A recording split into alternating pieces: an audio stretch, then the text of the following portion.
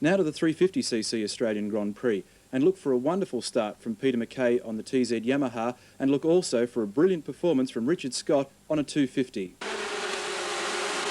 field streaks away, 47 riders in total. And Peter McKay comes out very quickly into the lead. Woodley up there as well. Getty's back in about 7th or 8th. Through Hell Corner for the first time in a long mountain straight. Everybody through the first turn cleanly. A big mixture of 250 and 350 capacity bikes here. Richard Scott out there on the current model TZ250 Yamaha. The GDX bend for the first time. It's McKay on 70. Woodley to second place. Sumskus, I think, the next rider through. Up towards the cutting is still McKay. Behind him, Woodley on the Powerflow Yamaha. David Snape in third position on bike 32. Then McNaughton and Geddes. Doing a great job on their 250s. McKay, Woodley.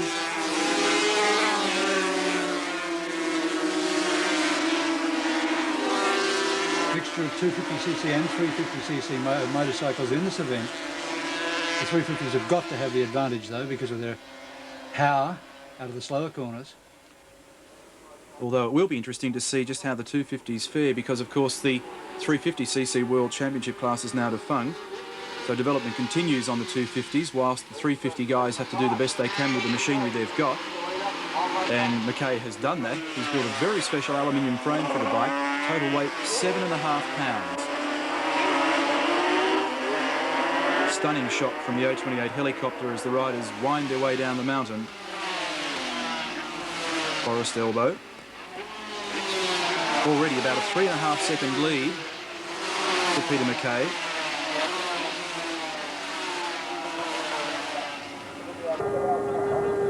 You may recall in last year's coverage, McKay was involved in a horrendous crash across the top of the mountain where his bike end-for-ended through the sand trap. He doesn't intend to make the same mistake twice as he comes up to end another lap, and still that huge gap back to these men here. Woodley leading the bunch as Geddes, McNaughton on 9, Scott on 5, Chris Oldfield on bike 1, the reigning champion, Steve Hardwick on 12. Chris Oldfield won this event last year. Graham Geddes won it in 1982. Both of them back in the pack, well in contention for the second position.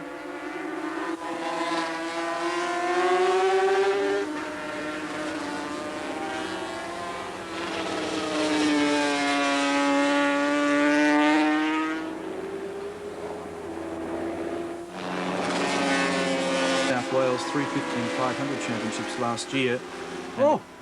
And a big speed wobble there from bike 18, Bruce Woodley. Another machine down, two machines in fact down, one of them bike 78. Matthew Blair. Another David Moore. So Paviel really climbing through the field now on bike number 59. The production bike specialist is coming to terms with the road racing machinery. He's displaced Richard Scott. McNaughton starting to drop back through the field just a little now, and Graham Geddes struggling to keep touch. Paviel, in fact, riding the bike that John Pace used to take the Australian Championship 2 years ago.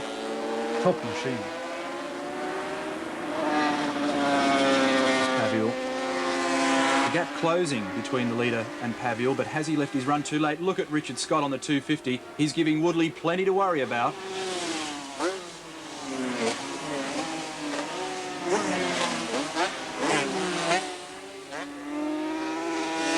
Interesting note is that Terry Paviel hasn't ridden this TZ Yamaha since the Surfers Paradise round of the Swan Insurance Series late last year. It's been a very long time between drinks.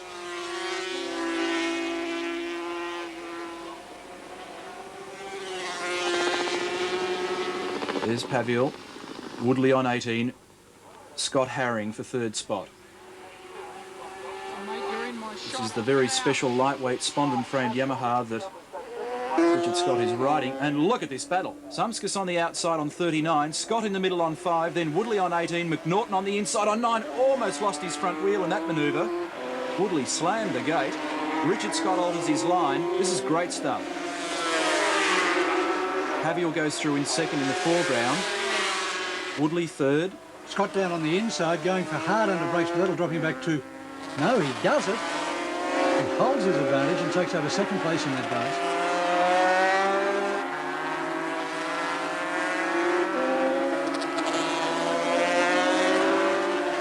A real game of cat and mouse here as the 250s battle the 350s. Woodley, the New Zealand 350 champion in 1982 and 83.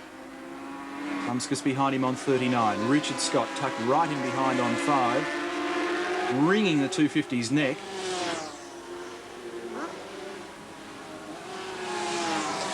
You can distinguish between the different capacities of these machines by the colour on the background of their number. The 250s carrying green backgrounds with white and the 350s blue backgrounds with white.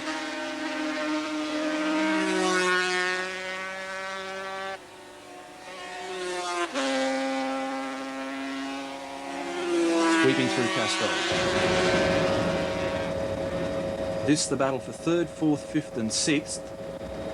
And they can't afford to button off too much because McNaughton, as Scott has a look on the inside of Woodley.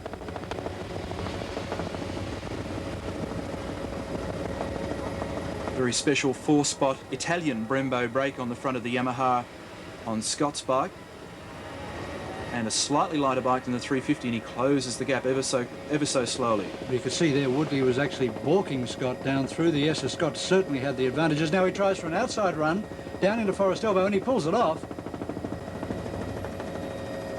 And the shot from the helicopter a little bit confusing in that respect, in as much as it doesn't show you just how steep the run down into Forest Elbow is and just how brave Richard Scott had to be to actually pull off that manoeuvre. Jerry Paviel now chasing the race leader Peter McKay down to the blue flag in the last lap, 6.1 kilometres remaining. Scott on the inside of Sumskus and he gets through. So Woodley dropping back, McNaughton coming up. It's a real game of chess. It's a great performance from Scott on the 250 as Sumskus comes back on the inside again on the 350.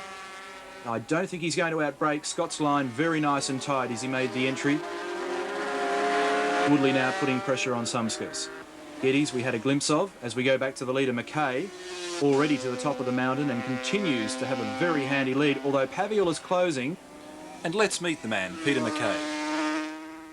Well, I think I'm in with a pretty good chance. I've got a new bike, frame built by P&R Products in Sydney, and all the running gear's been supplied by Gownlock Engineering, Mazzocchi forks, Brembo brakes, Campanola wheels, and I've spent a lot of time on the engine, and I think I'm in with a good go. A good chance he has of taking out the Australian 350cc Grand Prix of 84. Pops what should be a victory wheelie as he winds his way off the top of the mountain now for the last time. Here's the battle for the minors, and Richard Scott challenges now for 4th placing. Will he get through to 3rd? This is amazing stuff from the Sydney sider on the Spondon frame TZ250 Yamaha. He's disposed of Woodley, Sumskus in front of him, down towards the elbow. Running up now for the left hander, and Scott through to 3rd place on a 250. This is an amazing ride from the New Zealander. On to Conrod Straight now. Only a matter of 100 or so metres before they come down to the first of the humps. Can he break out from behind the slipstream? Here's Peter McKay, 1 corner remaining to win his first ever Australian Grand Prix, the 350cc title. A convincing win for McKay. And a convincing 2nd place should go to Terry Paviel, but 3rd place, the disputed one. We'll watch for it. Here comes Paviel. The battle for 3rd. Scott on the inside. Sumskus behind him. I think Scott's going to hang on a 250 and finishes in 3rd place. What a race.